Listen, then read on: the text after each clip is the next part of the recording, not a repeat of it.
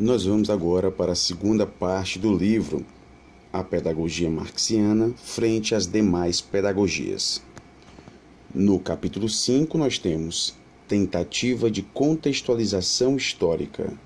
Manacorda inicia este capítulo falando que o ponto de partida desta obra, foi justamente investigar uma possível pedagogia que estaria existente nas obras marxianas. Agora, nesta segunda parte do livro, chegou o momento de inserir esta pedagogia, que estaria presente nos textos de Marx, inserir esta pedagogia na história das instituições educativas e das teorias pedagógicas. Então, qual a relação dessa pedagogia marxiana com as demais pedagogias, com as teorias pedagógicas e também com as instituições educativas? Que contribuições nós tivemos, com essa pedagogia marxiana e, assim, relacionar essas contribuições com a problemática pedagógica atual. Pois bem, a gente já pode se adiantar aqui, e claro, fazendo referência ao que foi dito anteriormente, a gente já pode de antemão dizer que Marx buscava essa associação do trabalho em fábrica, associar o ensino e o próprio trabalho. Então, o trabalho e o ensino estariam presentes na fábrica. Isso traria essa perspectiva de uma escola essencialmente tecnológica. Então, a escola tecnológica é a escola que une trabalho e ensino. O trabalho o trabalho na fábrica. E claro, essa união do trabalho e ensino, trabalho em fábrica e do ensino, trazendo essa perspectiva tecnológica, e só lembrando, quando a gente fala dessa perspectiva tecnológica, do ensino tecnológico, é justamente dessa união da teoria com a prática, do trabalho manual com o trabalho intelectual. E isso com o objetivo de criar o homem unilateral. Criar o homem unilateral em detrimento do homem unilateral. O homem que Marx tanto critica, o homem fruto da divisão do trabalho, que consequentemente trouxe a divisão da sociedade, a divisão do próprio homem.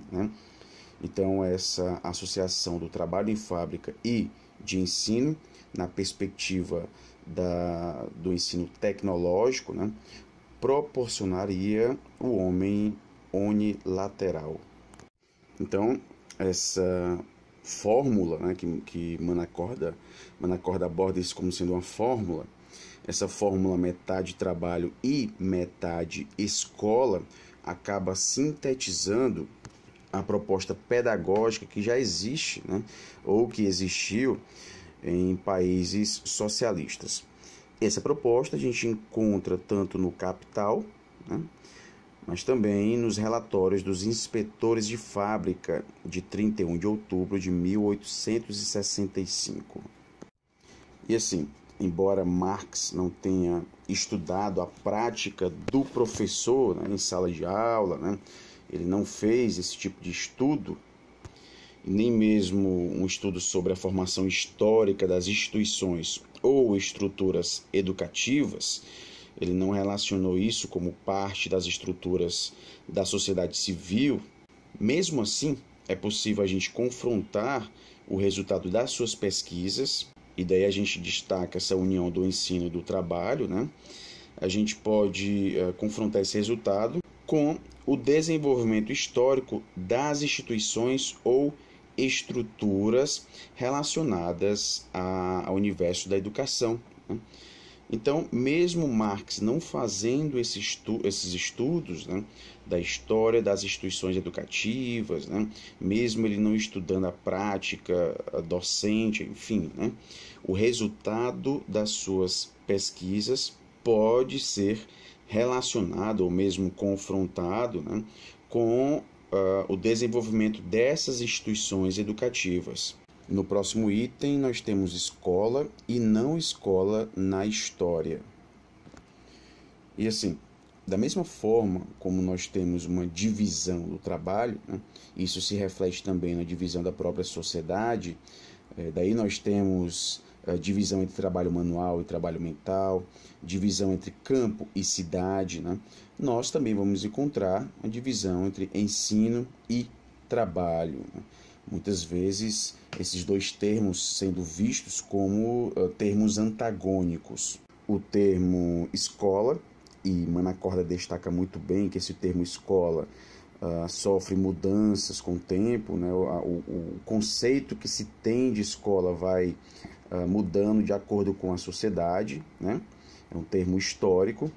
Então, essa escola, enquanto estrutura específica de formação de um determinado tipo de homem dividido, ela nasceu historicamente no interior das classes possuidoras, como a escola sendo considerada como uma estrutura que destinava exclusivamente a formação, era destinada à formação dessas classes possuidoras. Então, não existia aqui a escola para as demais classes. Apenas as classes possuidoras tinham essa instituição específica, né, que era chamada de escola. E só recentemente, a partir da Revolução Industrial, é que a gente vai ter uma perspectiva de escola, né, como uma coisa de toda a sociedade. Apenas as escolas possuidoras conheceram uma instituição específica para o cuidado e a educação dos jovens, das jovens gerações, né? As classes produtivas, né, os operários no caso, eles não conheceram essa instituição, né? Ou seja, nunca existiu para essas classes produtivas um local que fosse exclusivo das crianças e dos jovens. Manacorda faz até aqui um percurso histórico, né, desde os tempos dos escribas do Antigo Egito, como na recomendação de Ptahotep, orgulhoso da sorte de pessoas que, por meio da escola, se destinaram a uma situação social sem chefes, a contrapunham a sorte de quantos eram educados para trabalhar duramente sob a supervisão de outros. A escola tem se apresentado na sociedade histórica com essa função. De maneira geral, a escola, como um local específico para a educação dos jovens, nasceu nas cortes dos primeiros estados históricos da Mesopotâmia e também do Vale do Nilo, e se difundiu pelas ilhas do Mediterrâneo e dali para a Grécia e Roma, desenvolvendo-se com diversas diferenciações históricas, com base nas instituições de educação no interior da família. Uma família em que a divisão do trabalho cria a figura social da ama feminina ou masculina, como no Egito, ou, como é manifestamente, Fênix para Aquiles, em Homero, sendo esta a primeira figura histórica do educador. Então, essa educação que era confiada a educadores especialistas, né, alguns deles escravos, né, a gente pode até citar aqui o exemplo de um escravo muito conhecido, que foi Fedro, né? Essa educação era destinada aos filhos dos poderosos. A gente pode fazer relação aqui aos filhos do faraó, né, dos Minos, do Anax, do Basileu, do Pater, em torno dos quais, né, em torno desses especialistas, acabavam se agregando os filhos de várias famílias eminentes. E é aí que surgem as primeiras escolas públicas, ou seja, escolas que eram abertas aos jovens de várias famílias que acabavam se interessando cada vez mais pela vida pública. E o ensino, né, o conteúdo que vai ser ministrado aí vai ter essa característica, né, vai ter essa característica de estar voltada para a vida pública. E essas escolas, com apoio na divisão do trabalho, que existia no interior das classes dominantes, a gente já viu isso, né? Essa divisão também existia dentro das classes dominantes. Ela vai aparecer, por um lado, como escola de cultura para os pensadores de classe, seus ideólogos ativos. Por outro lado, né, vão aparecer como ginásios ou tribunas onde os cidadãos guerreiros se educavam para o exercício do poder político e também da arte militar. Aqui é o exemplo é exemplificado o texto de Homero, né? Foi assim que Aquiles se educou na escola de Fênix para ser orador de palavras e operador de fatos, né? Mas se fossem escolas de sacerdotes ou de cidadãos guerreiros, permaneciam como estruturas específicas e exclusivas para a formação das classes dominantes. Na história grega, pode-se acompanhar o progressivo de duas tradições em direção a uma instituição que assume o caráter cada vez mais de escola do escriba. Pois bem, é sabido que a escola, qualquer que seja o seu aspecto ou mesmo conteúdo que esteja assumindo, né, ela permanece como lugar de formação das jovens gerações, né? Isso, logicamente, fazendo a relação com a classe dominante. E que as classes subalternas acabaram ignorando esta instituição. As crianças e jovens pertencentes a essas classes, né, não têm um lugar estabelecido para a sua formação. Ainda que isso não signifique, é óbvio, que de qualquer maneira não se formem. Ou seja, aqui é destacado esse ponto de que a formação não existe apenas na escola. Então, as crianças e jovens das classes trabalhadoras, né, eram formadas pela própria vida, como ele mesmo diz, né? Na verdade, formam-se não no interior de um lugar específico aos jovens ou escolas, mas sim na aprendizagem prática, no contato direto e constante com os adultos, numa participação imediata em sua vida e atividade. Tinha aqui, então, uma formação no trabalho. Então, sim, pessoal, durante milênios houve essa separação profunda, também fruto da divisão de classes, né, que é promovida, por sua vez, pela divisão do trabalho. Houve, né, essa divisão entre a formação das classes dominantes e a formação das classes trabalhadoras. Na formação das classes dominantes, a gente tinha aqui uma educação para as artes, né, relacionadas também à utilização das armas, política, isso para uns, né? Para outros, ainda dentro das classes dominantes, né, havia uma educação voltada para ciências teóricas, daí são destacados aqui a escriba, o cálculo, e já a educação voltada para a classe trabalhadora, né, a gente tinha aqui um predomínio das atividades manuais e o mínimo de noções a elas intimamente ligadas. No próximo item nós temos união de ensino e trabalho na história. A gente tem que foi apenas com a moderna Revolução Industrial que surgiu um fato verdadeiramente novo nesse âmbito educacional, que foi a formação da escola como um espaço destinado também, né, para as classes trabalhadoras. E a gente tem até aqui alguns exemplos, né, como na França, de Luís XIV, quando o Estado começou a regulamentar a formação dos operários da manufatura Gobelin, ou então, isso foi em 1662, ou então quando a Real Academia de Arquitetura instituiu em 1671 a primeira escola superior de caráter técnico, trazendo assim a superação do aprendizado artesanal dentro das corporações de artes e ofícios, adequando assim a prática artesanal às exigências burguesas. E justamente aí que a escola vai entrar, né, com toda a sua força para justamente conformar a sociedade, né, ao ideário burguês. O que é característico aqui desse período, né, vindo aí com a Revolução Industrial, é que essa estrutura educativa que foi consolidada em milênios se estende das classes privilegiadas, né, até as classes subalternas, levando-lhes seu tipo de organização, suas tradições e seus métodos. E isso é o resultado de uma inevitável e objetiva necessidade de expandir as aquisições que antes, né, eram exclusivas das classes proprietárias, das classes dominantes, né? Então, começa-se aqui a expandir essas aquisições da ciência, né, também para as classes trabalhadoras. E isso, claro, devido a uma necessidade do atual processo de produção. E foi neste período que surgiu a separação entre a escola do doutor e a escola do trabalhador, né?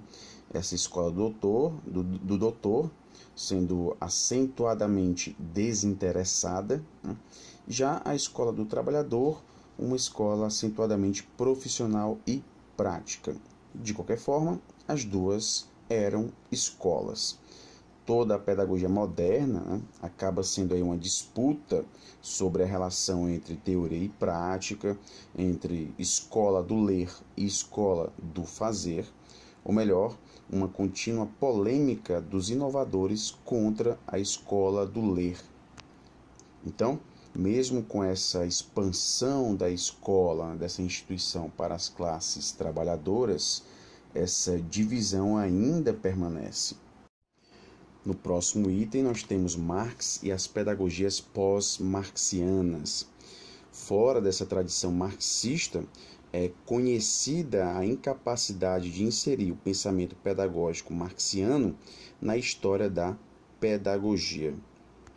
O que é importante aqui, e Manacorda destaca muito bem, né, é diferenciar as correntes mais conhecidas, desde o socialismo utópico até o evolucionismo, o positivismo ou mesmo o pragmatismo. Isso era baseado, né, em analogias mais formais que substanciais. Então é importante a gente não fazer essa integração sem, claro, analisar detalhadamente os conceitos, o contexto, né, no qual Marx trouxe as suas propostas. Então, essa relação direta, né, sem fazer nenhum tipo de diferenciação, ela é criticada por Manacorda. Ele vai dizer que a base, né, a matriz indireta das teses pedagógicas marxianas é justamente a realidade da Revolução Industrial. Então, qualquer tipo de pensamento pedagógico, né, que se queira fazer semelhante ao pensamento pedagógico que estaria presente nos textos de Marx, né, é de suma importância considerar esta realidade da Revolução Industrial, que foi justamente o contexto histórico no qual Marx escreveu seus textos. Então, termos utilizados por ele devem ser interpretados à luz desse contexto histórico, até porque as palavras, com o tempo, né, elas vão ganhando outros conceitos, né? Então é importante a gente analisar os textos de Marx tomando por base esse contexto histórico. Daí a importância da pesquisa de Manacorda, né? Uma pesquisa filológica, uma pesquisa que se detém nessa preocupação de estudar o sentido que as palavras têm, né, nesse percurso histórico. Então, o estudo filológico é exatamente esse. Não é analisar os conceitos utilizados por Marx à luz do contexto atual, né, da nossa realidade atual, mas sim à luz da realidade na qual Marx viveu. No terreno educativo, essa revolução industrial eliminou o velho modo de treinamento que existia nas classes trabalhadoras, né? Esse estágio que ocorria no local de trabalho junto com os adultos, né? E acabou trazendo aqui essa revolução industrial, né? Trouxe aqui uma crise, né, desse caráter privilegiado e retórico da formação das classes dominantes na escola tradicional. Então, da mesma forma que nós tivemos aí mudanças importantes nessa educação voltada para a classe trabalhadora, a gente também vai ter para a educação, né, para a formação das classes dominantes. Então, a Revolução Industrial ela trouxe mudanças nas duas classes. Mas se essa Revolução Industrial é a matriz comum, né, Diferente é o modo de se reagir a ela. Nos vários representantes das pedagogias modernas não marxistas, a Revolução Industrial pode ser objeto de lamentação, aceitação anistórica ou contraposição utópica. Mas nós vamos ver que em nenhum momento Marx se lamenta, né? Ele vai trazer essa Revolução Industrial do ponto de vista da lamentação, como algo que causará, digamos assim, né, um inferno perpétuo para as classes trabalhadoras. Ele não vê isso, né? Não há lamentação em Marx. O que nós vamos ter é a constatação de um processo real, né, e a individualização das soluções no desenvolvimento das suas contradições. Então ele vê essa Revolução Industrial, as engrenagens dessa Revolução Industrial, né? Ele estuda a estrutura dessa Revolução Industrial e vai, claro, individualizar as possíveis soluções de superação dos problemas que são apresentados, né? E o interessante é que essas soluções, esses caminhos, né, propostos por Marx, são caminhos frutos da própria contradição do sistema. Então, o próprio sistema ele estaria proporcionando meios para a sua própria superação. Então, ainda fazendo referência a possíveis semelhanças dos textos de Marx com textos de outros pensadores ou mesmo pedagogos, né? Manacorda diz que poderemos encontrar de fato termos análogos aos marxianos em 1000 filósofos e pedagogos, mas jamais em seu contexto, que rejeita o utopismo, o moralismo e o individualismo, e que parta, ao contrário, de uma rigorosa crítica das relações sociais. Assim, a conexão que que Marx propõe entre ensino e trabalho, não pode ser identificada com aquela proposta pelas modernas escolas ativas do trabalho, de inspiração positivista, pragmática ou de qualquer outro tipo. Há aqueles que dizem que Marx traz uma proposta de educação pragmática, né, voltada aqui para o trabalho, né? Não é isso. Manacorda destaca que o trabalho produtivo que Marx propunha, né, não é esse trabalho que vinha, o mesmo conceito de trabalho utilizado por esses pensadores. O conceito de trabalho de Marx, é importante a gente destacar isso muito bem, né? É um trabalho produtivo, é uma prática do manejo dos instrumentos essenciais de todos os ofícios. É um trabalho que está associado à teoria, não é um trabalho qualquer, é um trabalho associado à teoria. A teoria aqui sendo considerado como um princípio fundamental, né?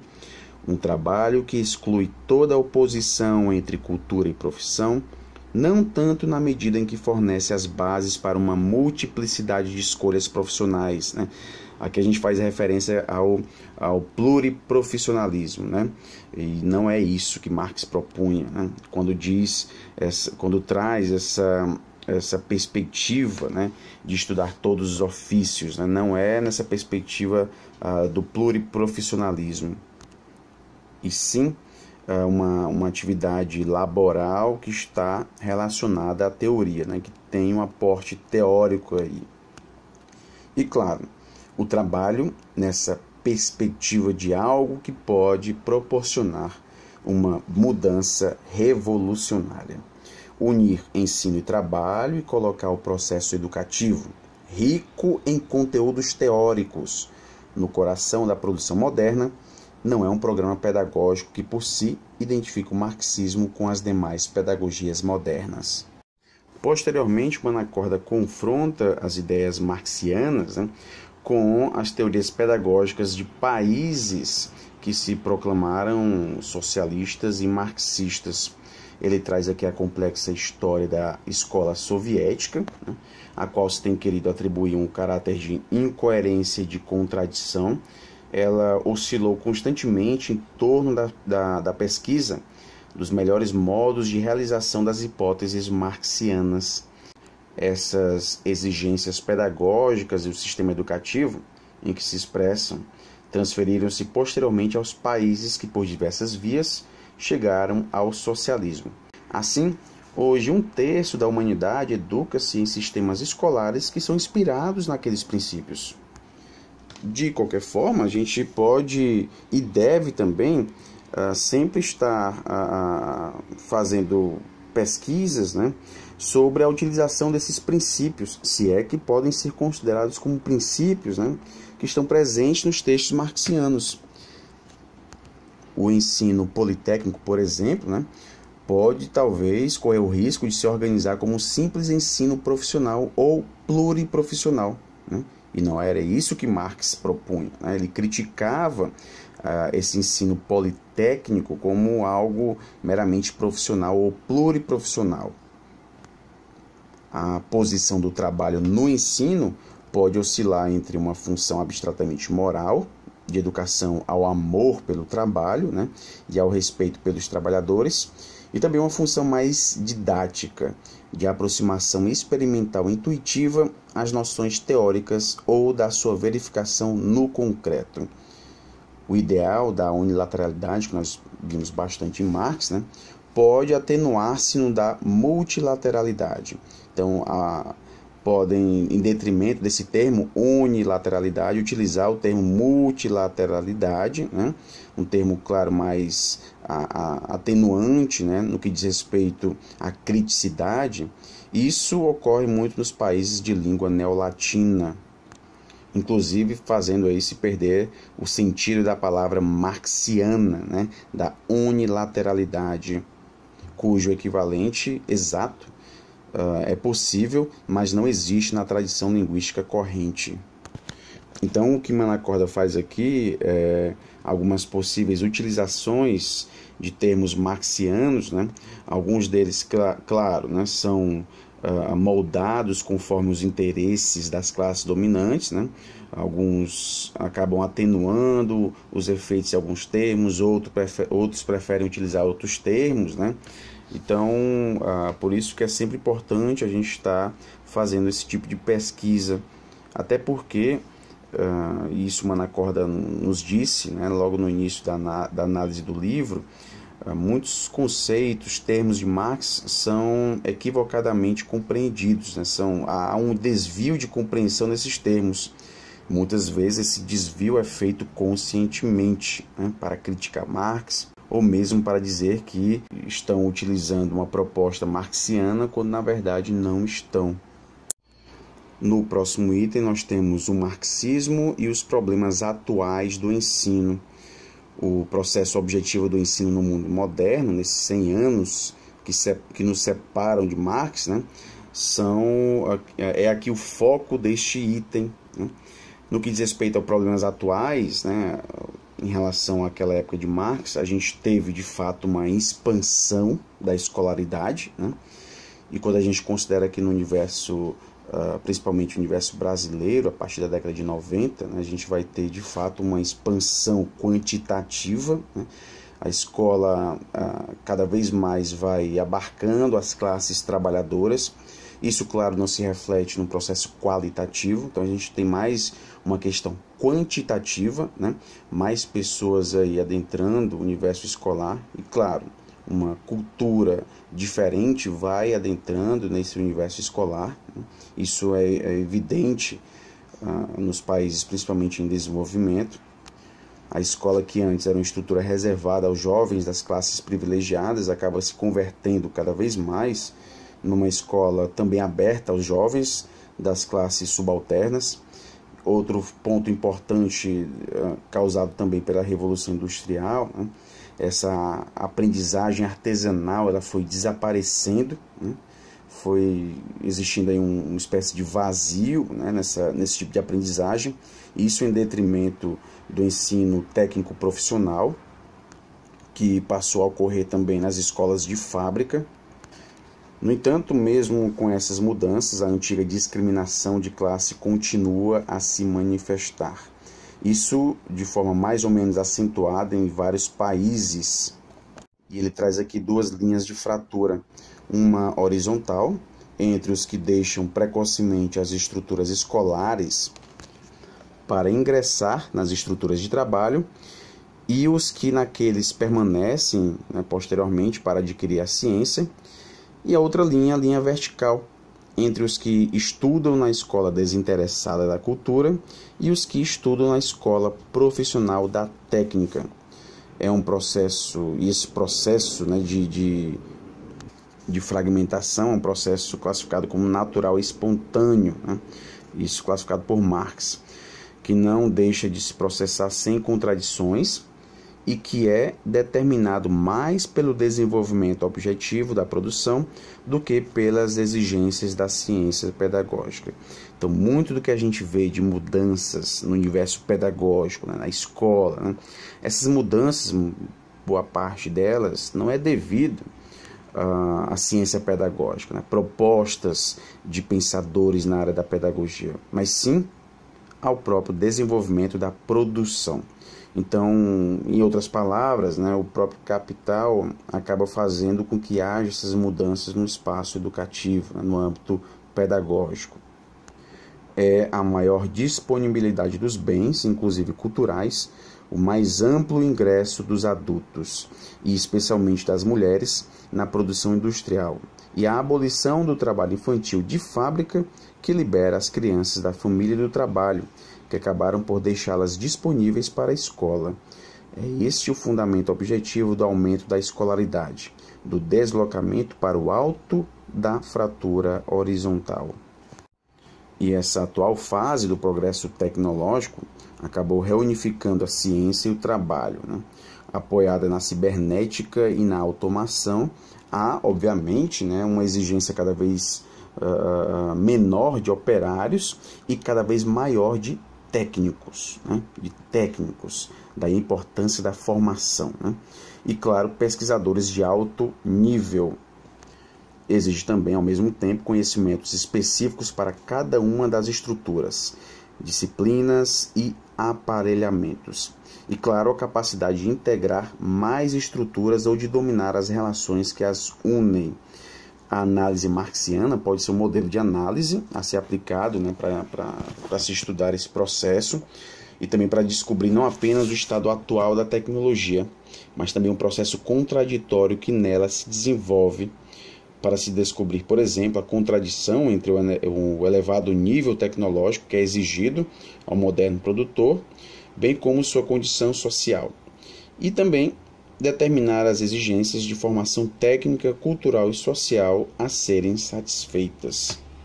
O movimento que se processa hoje na pedagogia moderna, né, tende, sem deixar de lado o momento metodológico motivador, né, tende a recolocar a ênfase na exigência de sistematização, de organização e de racionalização do saber. Manacorda destaca que não devemos ignorar as contradições que ocorrem, né, no meio desse processo de expansão da escola, em que pese o aumento da escolarização nos novos países, né, os buracos entre as ilhas de cultura avançada e as zonas culturalmente rebaixadas tende a se dilatar cada vez mais. Ele traz aqui até mesmo um dado, né, importante. 95% da pesquisa científica hoje se desenvolve em apenas 30 países. Em vez da antiga emigração dos exércitos de operários não qualificados, ou a ela se acrescentando, né, temos hoje uma emigração de pelotões de técnicos e de cientistas dos países pobres aos países ricos. Então, aqueles que se destacam bastante nos países pobres, no que diz respeito à pesquisa, né, à tecnologia, acabam emigrando para os países ricos. Em contrapartida, a gente tem aqui a importação, né, de materiais tecnológicos de última geração. É como se existisse uma espécie de sujeição, de alienação, né, desses indivíduos dos países mais pobres. Por isso que Manacorda nos traz os desequilíbrios entre os indivíduos e as classes são também desequilíbrios entre os povos, alguns dos quais hoje se encontram em condições de exploração, de sujeição, de alienação, análogas àquelas em que se encontravam os indivíduos e as classes no interior da sociedade industrial há um século. Da mesma maneira como Marx via no sistema de ensino dos operários o germe do ensino do futuro, também assim se pode descobrir nas exigências do ensino dos povos novos, né, e nas maneiras como tentam realizá-las. A tendência é a necessidade de se configurarem segundo os modelos mais avançados. Mané Corda diz que pode ser até utopia e veleidade a gente querer, né, uma escola avançada em suas estruturas, conteúdos e métodos, né? Querer uma escola assim numa sociedade pobre e atrasada. Mas, de qualquer forma, postular isso, né, pode ser considerado como o germe de um ensino do futuro, que seria justamente, né, e Marx nos trouxe isso, a descoberta da escola do proletariado.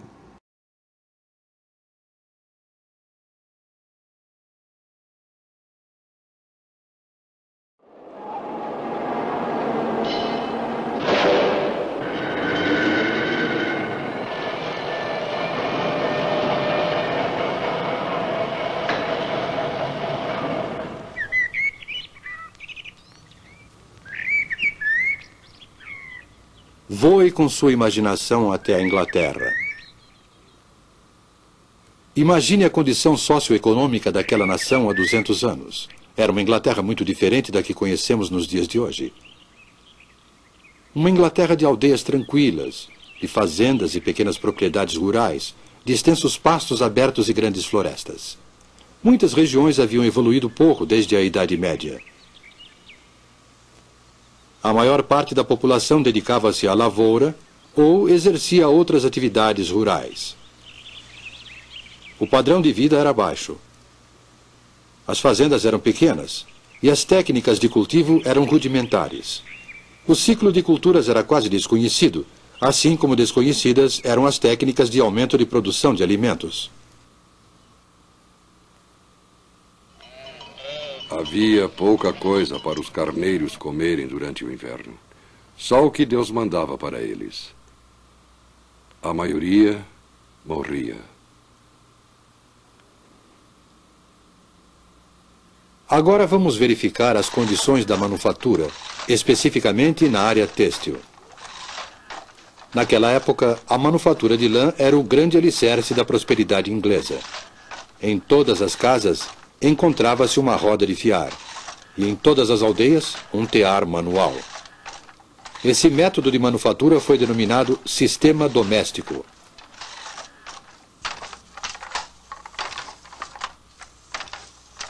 Timóteo. Sim, mestre. Venha cá. Continue esse trabalho, você consegue.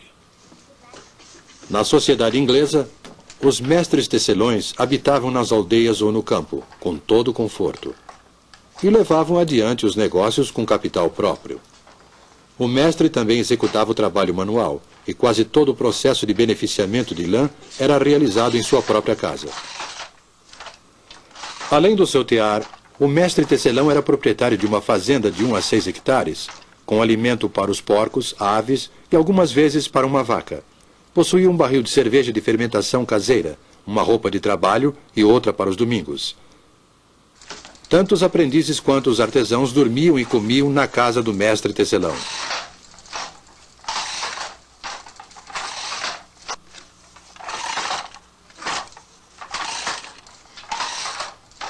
Mantenha o movimento firme, rapaz. Estou tentando, mestre, estou tentando. Claro, eu estou vendo seu esforço. Os mestres e os seus empregados eram geralmente ligados pela afeição, a ponto de não desejarem se separar.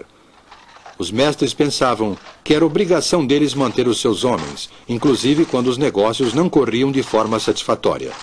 Consequentemente, um trabalhador vivia e morria no mesmo local onde havia nascido. O mestre e sua família produziam eles próprios quase todos os produtos que consumiam. Ned?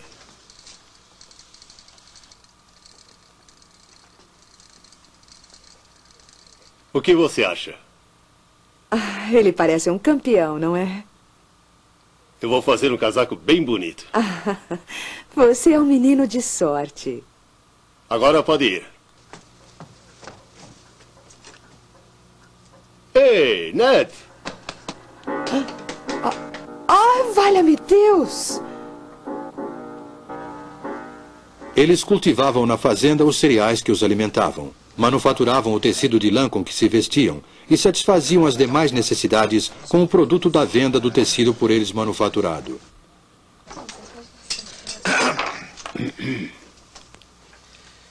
Senhor, esteja presente à nossa mesa, esteja aqui em todo lugar. Senhor adorado, abençoe vossas criaturas e permita-nos compartilhar com o vosso banquete no céu. Amém. Amém. O mestre tecelão costumava sentar-se à cabeceira da mesa de carvalho. Rodeado pela sua família e seus empregados, ele rezava a oração de ação de graças, servia o pão e o purê.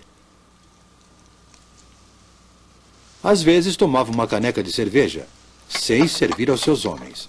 Mas essa era uma das poucas diferenças entre o modo de viver do mestre e o dos empregados.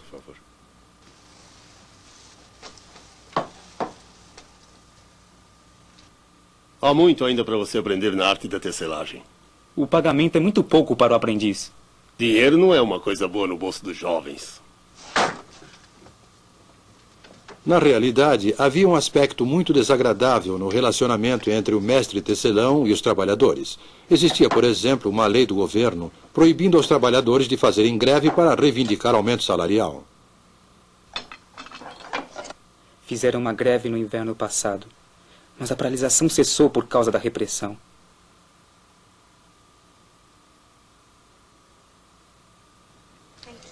O trabalhador dificilmente se arriscava a fazer greve e não podia procurar trabalho em outro lugar.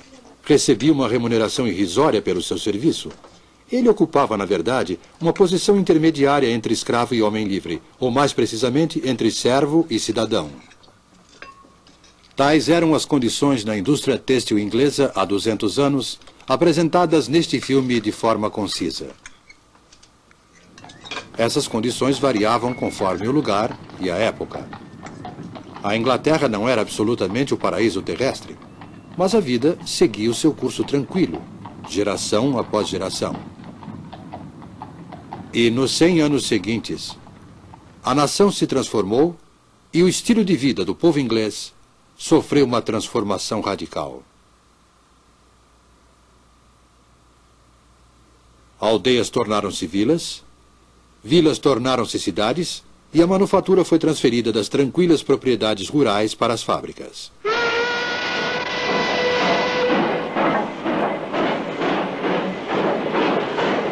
Essa transformação é chamada de Revolução Industrial. Podemos dizer, sem correr o risco de simplificar demais, que 3 tipos de máquinas destruíram o velho mundo e construíram o novo.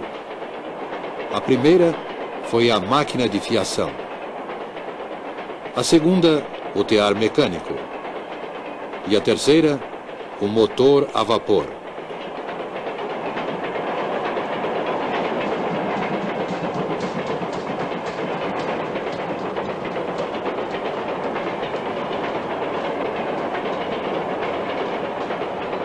A máquina de fiação, o tear mecânico e o motor a vapor. 3 instrumentos que, juntamente com outras máquinas, transformaram o mundo. Desde os tempos primitivos, o homem vem fabricando e utilizando instrumentos. O instrumento executa um trabalho pequeno, visto que os músculos do trabalhador fornecem a força e o seu cérebro a habilidade. Séculos e séculos de fabricação e de utilização de máquinas. No ano de 1765, há mais de 200 anos,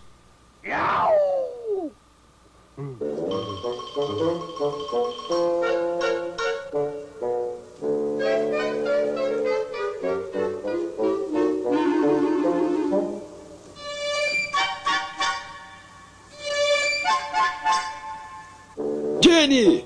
Jenny! Eu consegui! James Hargreaves aperfeiçoou a máquina de fiação manual, batizando-a com o nome de sua esposa, Jenny. É a Spinning Jenny, a máquina primitiva de fiar difusos múltiplos. Essa máquina iniciou a revolução na manufatura da lã. A fiação era até então um processo lento, pois só se podia fiar um fio de cada vez. James Hargreaves colocou 8 fusos numa armadura e movia todos eles com uma manivela. Dessa forma, fiava 8 fios simultaneamente. A engenhosidade de Hargreaves lhe angariou o desagrado dos seus companheiros fiandeiros, que temiam perder o trabalho por causa da máquina.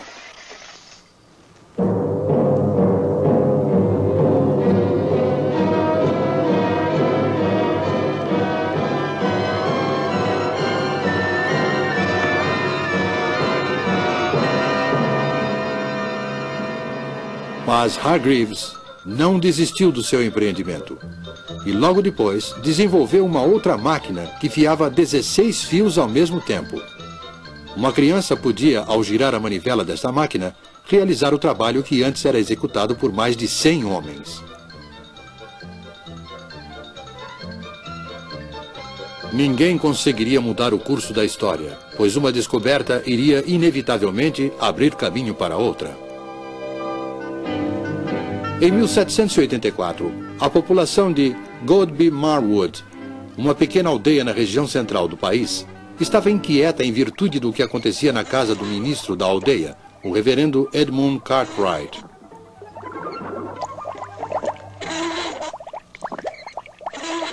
Acontecem coisas muito estranhas ali naquela casa. Parecem coisas do diabo.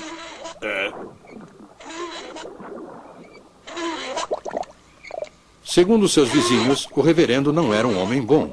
Acreditavam que ele praticava bruxaria.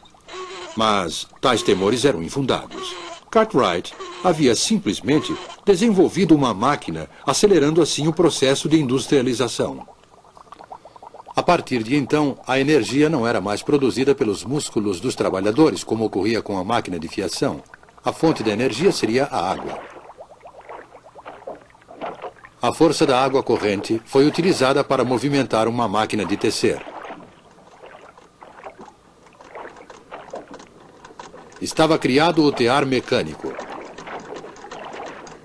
O trabalho manual na indústria têxtil foi abandonado, como foi também o velho sistema doméstico de manufatura. O tear mecânico, além de ter um preço elevado para o tecelão comum, era muito grande para ser colocado em casa. Mas, se pudesse comprar 12 teares e instalá-los num prédio, foi dessa forma que o tear mecânico acelerou o crescimento da indústria e do sistema industrial. A partir dessa época, em lugar de trabalhar em sua própria casa, o tecelão passou a morar em um lugar e a trabalhar em outro. Embora isso seja comum hoje em dia, naquela época houve uma implacável oposição à tirania da sirene da fábrica.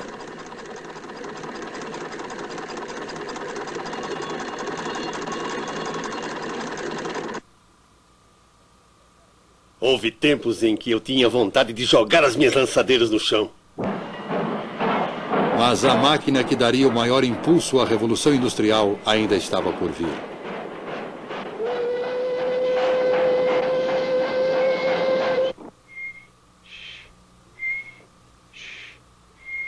James Watt, quantas vezes já lhe disse para não perder seu tempo? Você não servirá para nada, menino. Não estou perdendo tempo, mãe. Eu estou inventando uma coisa. Inventando uma coisa? O que você está fazendo, menino? Nada demais, mãe. Ainda não tenho certeza, mas acho que é um motor a vapor. A história em torno do jovem Watt e a chaleira de sua mãe não é mais do que uma lenda. O primeiro motor a vapor foi, na verdade, desenvolvido por Thomas Newcomen em 1705 e era utilizado para retirar água das minas de carvão.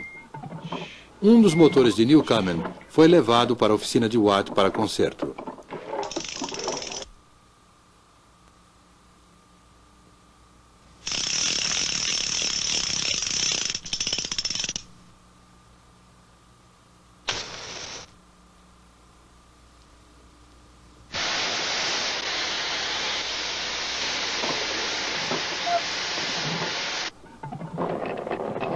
James Watt empenhou-se nesse trabalho e, por volta de 1781, aperfeiçoou o motor, convertendo-o em grande fonte de força.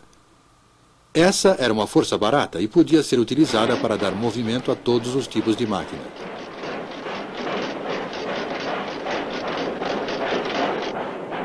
Com o motor a vapor de Watt e com o aperfeiçoamento dos métodos de beneficiamento do ferro e do aço, A Revolução Industrial era um fato consumado. A máquina de fiação e o tear manual foram abandonados. Surgiram as grandes cidades, não de um dia para o outro, mas no curto espaço de 100 anos. No lugar do mestre tecelão, semi-industrial e semi-fazendeiro, apareceu o capitalista, proprietário de muitos teares e empregador de centenas de trabalhadores. Com a Revolução Industrial, a Inglaterra transformou-se na fábrica do mundo no século XIX. Era um período que exigia criatividade e desembaraço. Juntos, empresários e engenheiros criaram uma era na qual a Grã-Bretanha ocupou a supremacia do comércio mundial.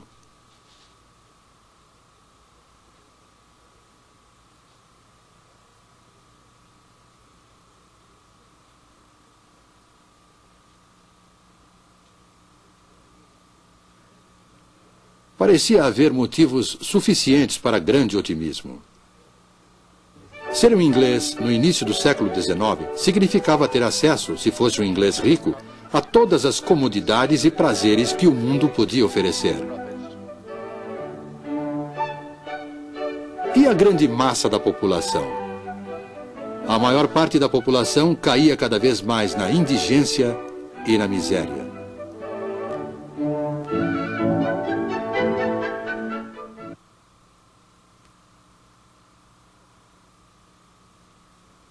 A qualquer hora do dia podia-se ver as mulheres utilizando, para as necessidades domésticas, a água de uma vala imunda e fétida, cujas margens eram cobertas com uma mistura de lama e lixo.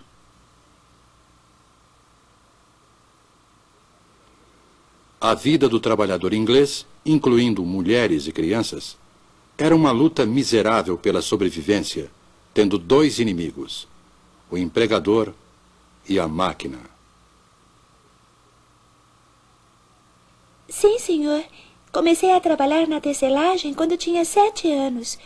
Meu horário de trabalho é das 5 da manhã até as 8 da noite. Conversa de escravos. Os trabalhadores do período feudal não foram tão aviltados e escravizados quanto os pobres trabalhadores do norte civilizado.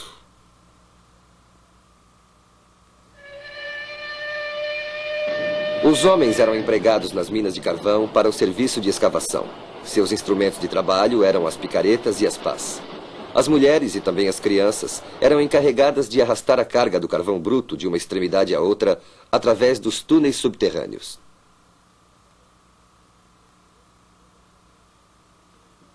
O cinto e a corrente são mais dolorosos quando trabalhamos com a família.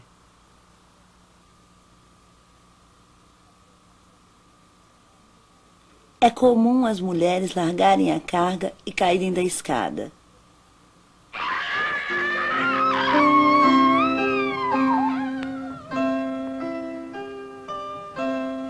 A verdade era que o novo poderio econômico inglês e a supremacia no comércio mundial sustentavam-se na exploração da mão de obra, em moradias subhumanas e na imensa miséria do proletariado. Era esta a civilização prometida pela máquina?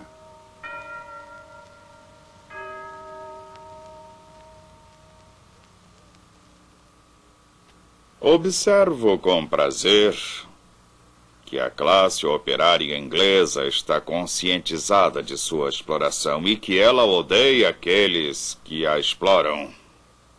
Há uma diferença no comportamento dos trabalhadores. Alguns deles mal nos cumprimentam. Todos os projetos de reforma não poderão evitar os males terríveis que vejo se acumulando há muito tempo.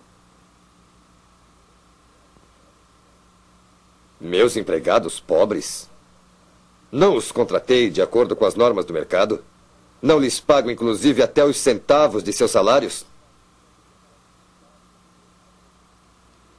Segundo o Dr. Arnold, o problema social era dramático e a Inglaterra seria fatalmente tragada por uma revolução civil sangrenta.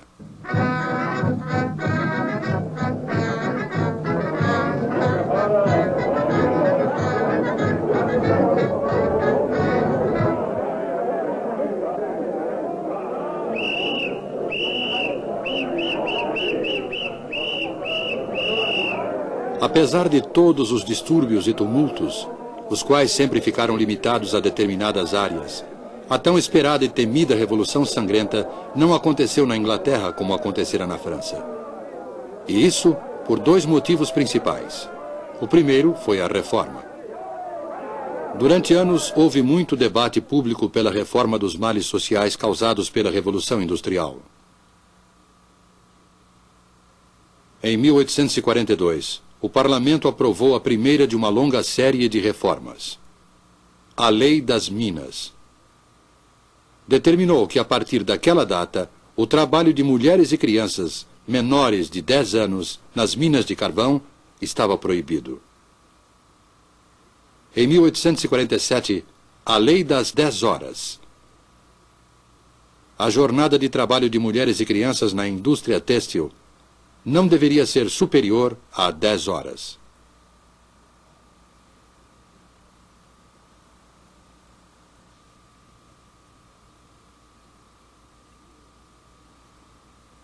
E em 1875, os sindicatos, que até aquela data tinham seus poderes de negociação limitados por lei, ganharam proteção legal.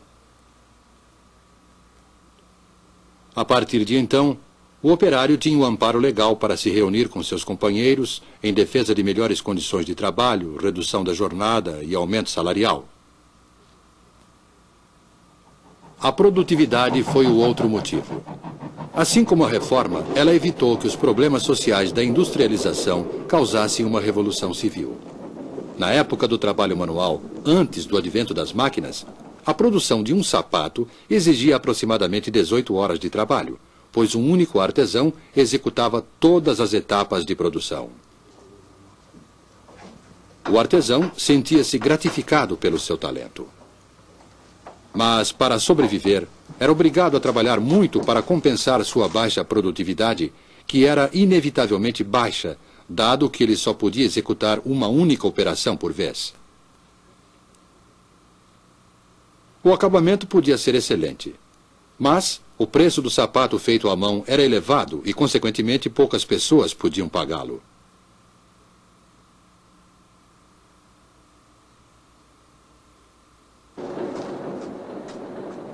Com o advento da máquina, a produtividade dos trabalhadores cresceu espantosamente.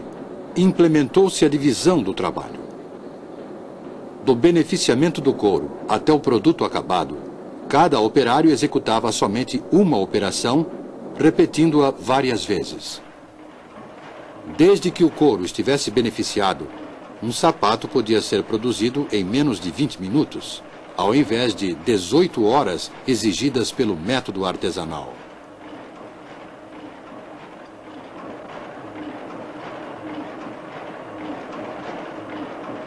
Dessa forma, cada homem produzia mais graças à máquina, e sua produtividade cresceu.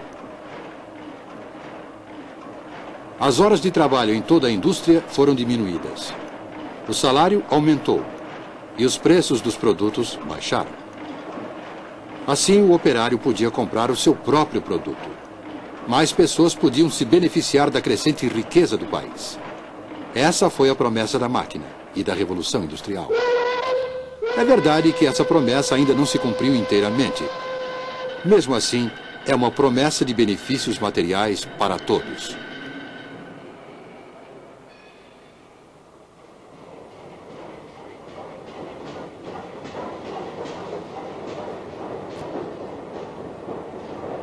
O século XIX, o século da Revolução Industrial, foi uma época de grandes realizações para a Inglaterra. Uma nação de economia agrícola, com uma grande manufatura de lã, transformou-se em uma nação industrial, de engenheiros, de minas de carvão, de empresas siderúrgicas e de fábricas. Essa transformação da economia causou muito sofrimento para a classe operária. Mas, por outro lado, em um período muito curto, a Inglaterra tornou-se o maior exportador de produtos. Ela era a fábrica do mundo.